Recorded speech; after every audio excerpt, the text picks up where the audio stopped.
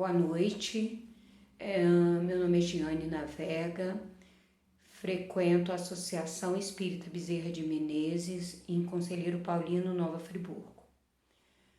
E hoje resolvi trazer para a gente conversar um pouquinho sobre imortalidade. Eu sei que parece um assunto tão batido, né? Dentro do movimento espírita, dentro dos conhecimentos espíritas e dentro de toda a cristandade, de todos os denominados cristãos, isso para não se falar daqueles que têm religiões ligadas ao hinduísmo, os budistas, enfim. Todos trazemos em nós a ideia da imortalidade. Mas diante de um quadro social em que a morte dos corpos, a morte das pessoas se reproduz com tanta ligeireza, que é chamado um momento de pandemia, é preciso repensar a quantas anda o nosso conceito de imortalidade, a quantas anda e em que profundidade temos pensado a imortalidade.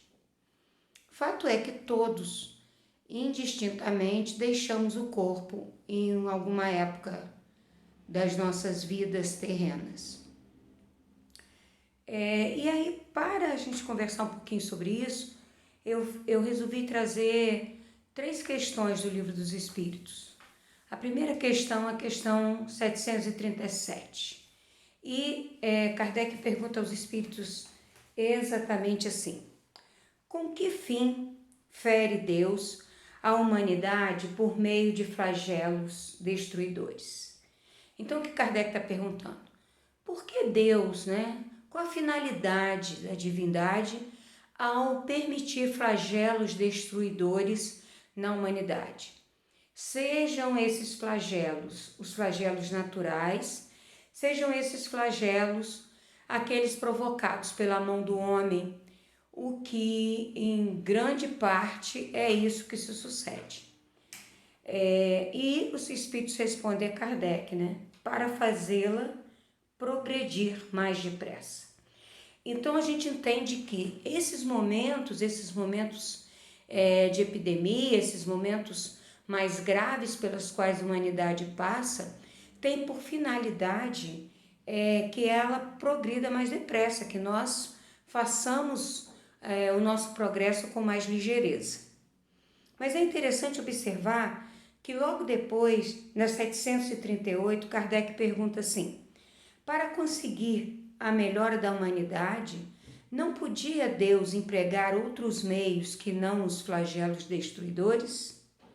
Ou seja, Kardec pergunta: mas precisa mesmo que seja assim? Precisa mesmo que sejam flagelos destruidores que causam tantos prejuízos, que levam à morte de tantos de uma só vez, prejuízos de toda a ordem, prejuízos muitas vezes ambientais, prejuízos econômicos, enfim. Precisa mesmo que seja assim?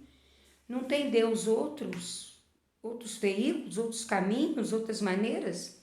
E os espíritos respondem que sim, que Deus pode empregar outros meios e os emprega todos os dias, pois que deu a cada um os meios de progredir pelo conhecimento do bem e do mal.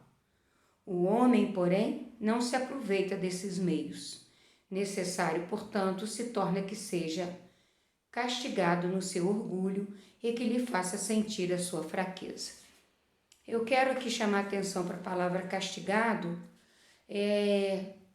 trocá-la por recurso educacional, O castigo não como algo punitivo, mas como um recurso que a divindade tem para nos educar. Ou seja, nós não precisaríamos dos flagelos se fôssemos mais dedicados aquilo que nós viemos fazer aqui. E para isso, acho importante nós nos lembrarmos que a imortalidade, ela não deve ser um conceito vago, um conceito teórico, mas sim algo de vivência prática. Como eu estou vivendo a minha imortalidade hoje? Eu vivo como se fosse um corpo que tem um espírito, ou eu tenho vivido como um espírito que tem um corpo? Como eu tenho agido, pensado, falado, com a certeza absoluta de que sou mortal e que qualquer coisa que eu faça, diga, pense, tem consequências a curto, médio e longo prazo, ou eu vivo desesperado porque eu posso morrer amanhã, quando isso não é verdade. Então sejamos previdentes, sejamos cuidadosos, mas não medrosos, porque aqueles que sabem que são imortais têm a certeza desse conceito, né? Vivem dentro desse conceito, não precisam temer tanto. O temor, o medo que paralisa. Sejamos, pois, imortais, não só na palavra, mas nas atitudes. Grande abraço para todos e até outro dia.